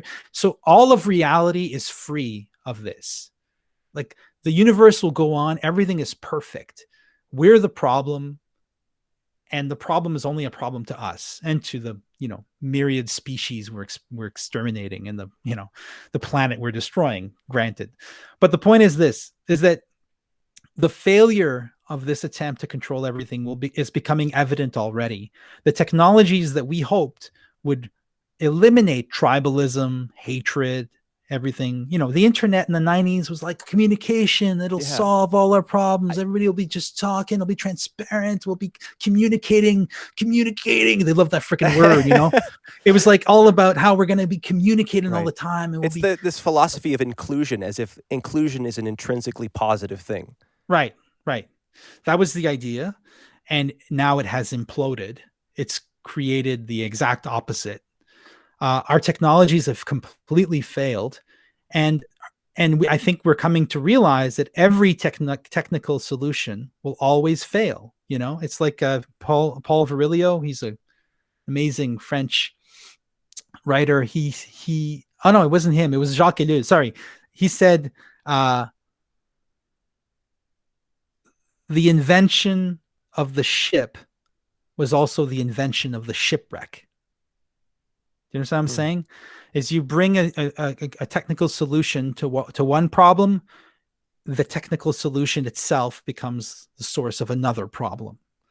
So Jacques Ellul, he's a French theorist. You should check him out. He's awesome. He wrote a book called Propaganda, which I have here on my desk. It's a great book. And he wrote his great classic is called Technological Society, where he really dissects this technological society that was just coming about when he was writing. He was fond of pointing out how the highway system, you know, in addition to being a great way for people to get from point A to point B, is also an essential machine for dispensing young, healthy organs. Right? So all organ transplants, like virtually all organs that are used in transplants, come from car wrecks, car crashes, because that's where young people die with healthy organs. And so if you were to eliminate the highway system, then there'd be no more heart transplants. But the heart transplants are often necessary, or a lot of the organs and blood transfusions and all that stuff are necessary because of car crashes, right? So this invention of the car creates a whole kind of calculus of problems and solutions. And then you need more problems, more solutions to solve the new problems, and blah, blah, blah, blah, blah. And it keeps piling up. Every technical innovation is like the Sorcerer's Apprentice, right? When he starts reading the spell book and starts animating the brooms. Next thing you know, there's like 1,000 fucking brooms cleaning the place. And it just never ends. You just, because we aren't able to ever see, as you were pointing out, see the full picture. So we reduce the world to this little picture, and then we come up with a solution to solve the problem that exists in this little picture. And we don't realize that in that little picture over there, which we're ignoring, it's out of our field of vision, this is causing a huge problem over there. Right. I mean, and that's even the way, that's the way medicine works too. It's like, okay, we know a very, very small little bit of what our medications do. And sometimes it's a net positive. But it's like the human body is such a complicated machine. I mean, even to call it a machine, I shouldn't say that. It's such a complicated whatever it is. And it's like we distill it down to this mechanistic thing that's, okay, well, this does this and this does this. It's like, sure, it does that. I mean, like you said, it is those things, but there's this whole other game of what's going on in there, and you have no idea what it is. And if you presume to think of it as just that little thing that you're, you know, you even if you presume to think that, oh, the heart is just the thing that, you know, that pumps blood. Like, that seems pretty straightforward. But it's like... Yeah. That's not it. That's not it. And the universe is 80% dark matter. Right. So there's that 80-20 principle again. Right. Yeah, exactly. So like, that's the thing. So we need to chill out with this urge to control everything. And that's the big worry, is that we won't really learn this lesson, because power still lies in the hands of some pretty crazy people who really believe that they can do this, who think that by more technical solutions we can solve these new problems, and that those problems won't, like, we'll clean the ocean with nanobots. Oh, that's a good idea. We'll unleash an army of trillions of nanobots, which will eat up the plastic in the ocean, and then they'll stop. They won't come out and eat us when they're done. You know, like so it's like, but how do we get out of it? I don't know. That's exactly. I was hoping you had some intuitive solution to this, but like, I have the solution. There's we're frustratingly bound to our own pride, and like, how do we set that aside? How, like, I mean, I had a conversation just last week with another friend, and I was talking just about this general feeling of like powerlessness in a world that feels like so massive. I mean, it's maybe even analogous to the Lovecraftian, like the sense of like, okay, the powers that be just don't care about what I want or what I would trying to do. And it's like my intentions almost don't matter. Right. And he critiqued me in saying that, okay, no, you actually do have power. You're focusing on a story that you don't have power over. Yes. And there always is a story you don't have power over. And, you know, like, even if we weren't in this particular predicament, we might have been, you know, the two of us might have been or the three of us might have been talking during the Black Plague, you know, in 14th century Europe. And then we would have, you know, it would have felt the same, you know, that town, everybody's dead there. It's coming here. What do we do?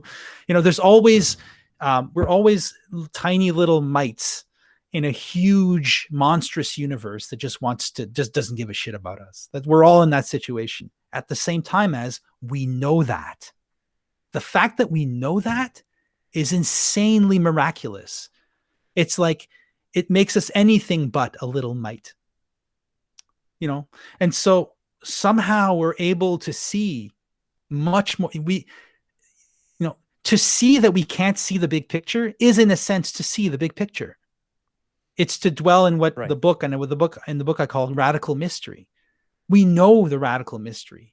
This is a gift we have as humans. We know that it is a mystery anyways. We know that there is a mystery.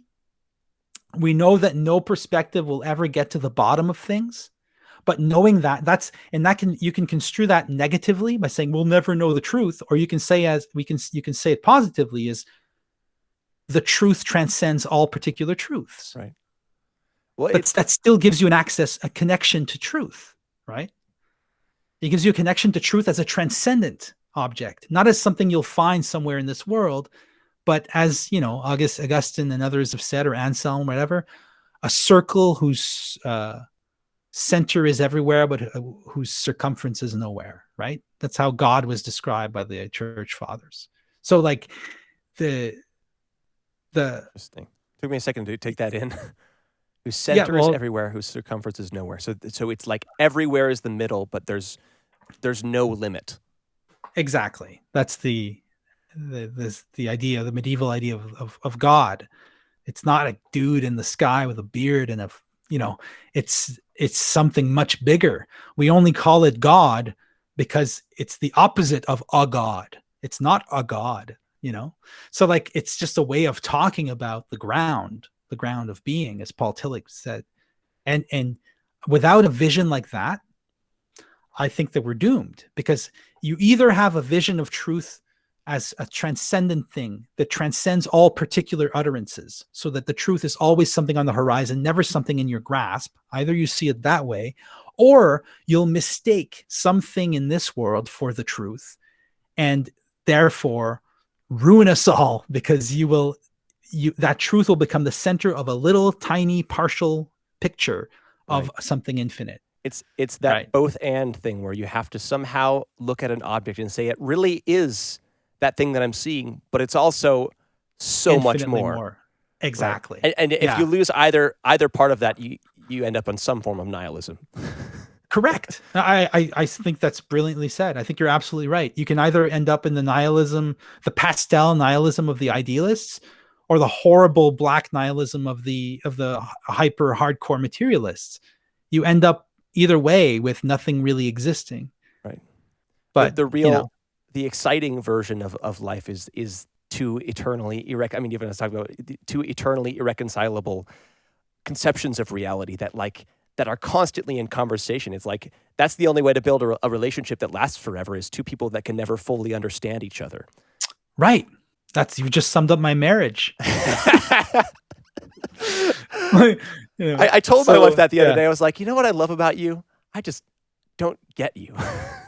Gilles Deleuze said you can't love someone until you see that point at which they just lose it. They just not that where they lose their patience, but where they lose the thread, when you can just see I'm trying to translate the French in my head, when you see them kind of just go off the rails in their minds. Like, there's something about everyone that's a little crazy. That's that like rift. We all know that.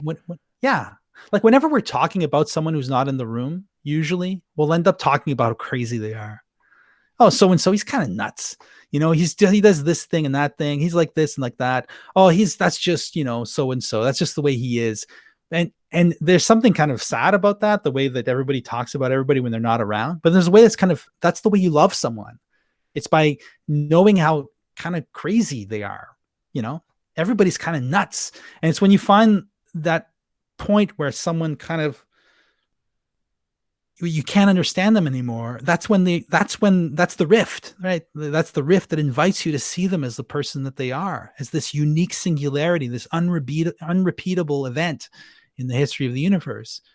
And that little rift, again, is a symbol. It points us to bigger rifts until we get to the big, huge rift, the giant vaginal cosmic rift that is the mystery itself, right? Out of which we emerge and towards which we will eventually return. That's I think good. I said vaginal there. I think that's a pretty high point. Okay. I Oh, think, you could. man, I feel like there's so much more I want to chat with you about, but I don't want to. I'm always trying to be conscientious of making sure that I don't put up a video that says like 3 hours and something minutes, because I feel like nobody wants to click that. But It's been 2 hours. I think we've pretty much hit our the YouTube limit. So, well, at least for YouTube, let's. Thank you so much for doing this, being willing to. I mean, I know it's kind of a weird context to sit there and try to have a semi-personal conversation, all the while realizing where somebody else is going to listen to this later. But this has been really. Well, I'm really used fun, to man. it. Yeah, It's been a lot of fun. Yeah, thank you so much for having me on. I'm glad that, and good luck with it and everything. And I listen to your music, and I really, really love your voice and your guitar playing. It's great. I really appreciate that, man. Well, that was interesting. If you enjoyed this conversation, feel free to share it with a friend. Or even better, take whatever you found interesting here and go and have a real face-to-face conversation with somebody that you care about or somebody that you don't understand very well. I think face-to-face conversation is one of the most important tools that we have for building and maintaining real relationships and real communities. Many institutions in our lives have an incentive to crowd out these longer, more engaging interactions with short-form junk food content. I get it. They're just trying to make money. The point of this project for me is to spend some time pushing back against some of those forces in my life. I want to practice listening to and engaging with people that I don't necessarily understand very well. I also want to spend some time listening to and learning from some people who seem to have a good track record of listening to and engaging with people that they disagree with. If you're interested in working on some of this stuff too, feel free to keep up with this project by subscribing and pressing the little bell thingy that lets YouTube know that you want to keep seeing these videos. I really think that if we can get better at conversation, we might actually change the world. Anyway, thanks again for watching. I'll see you next time.